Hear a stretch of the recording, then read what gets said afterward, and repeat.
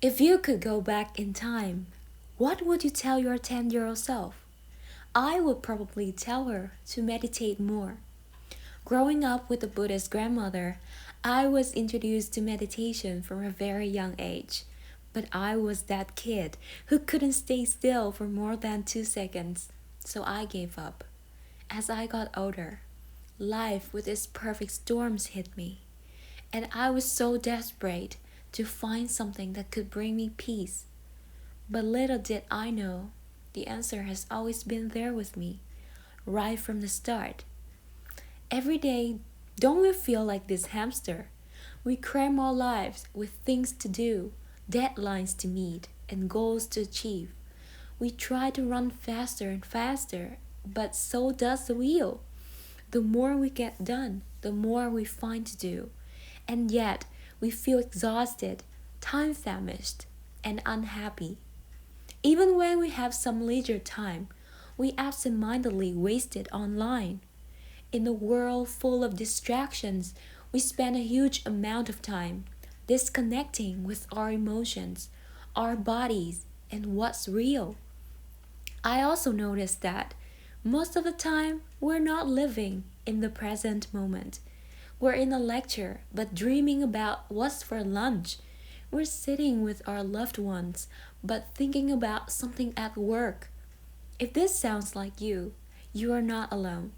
Because a Harvard study found that we spend nearly 50% of our waking hours thinking about what is not going on. They also found that a wandering mind is not a happy mind, and people were the happiest when they focused on what they were doing. But do you know that mind wandering is something uniquely human? The reason might lie in our powerful imagination. As humans, we love planning for the future, where we graduate, land a job, get married, and live happily ever after. We also go to the past so we can relive our memories and history. It's great to hope and reminisce, right? But if we get lost in thoughts of some distant future or a good old day, then we might miss out on the joy right in front of us. This is Professor Tetsuzawa and I, the chimpanzee. Tetsuzawa was the first one to discover that chimpanzees can beat humans in the realm of immediate memory. The reason he said, because chimps live in the here and now. In an experiment, he showed chimps and children over 3 years old with chimpanzees' blank faces. Here's an example of what chimps did. They spontaneously traced the contour of the face, and no chimp additionally drew anything else. However, human children did something different. They drew eyes and nose and mouth. This suggests that chimps focus on what they see at the moment, while human children use their imagination to fill in what's missing. So maybe being present is another skill that we lost during human evolution.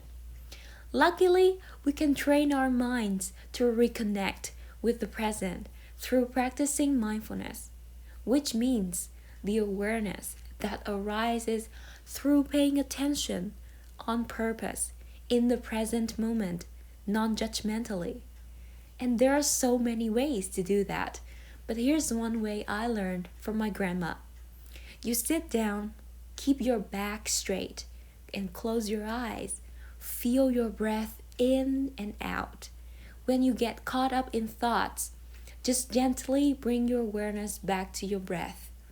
Later, I found that this is called conscious breathing, a meditation method suggested by Thich Nhat Hanh, a Vietnamese Zen master who tried to bring world peace by teaching mindfulness in the West.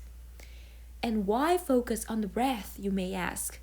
Because it reminds us of the fact that we are alive. Because it has always been here with us. It is the anchor to the present moment. Thich Nhat Hanh's teaching has been embraced in unlikely places like the US Army, the World Bank, and the Silicon Valley. In 2007, Google started a program called Search Inside Yourself to bring mindfulness and emotional well being to their employees. But not only in Google, worldwide, mindfulness has been used to help patients suffering from depression and chronic pain. A 2012 study shows that after 8 weeks of meditation, people's amygdalas exhibited less activity. And we know that amygdala is a brain region that turns on the fight or flight response by telling our bodies to release stress hormones. Remember that Harvard study saying our minds wander 50% of the time? When we daydream, our brain's default mode network lights up, and research shows that meditation can actually reduce the activity in our autopilot mode, make it more present, and possibly happier.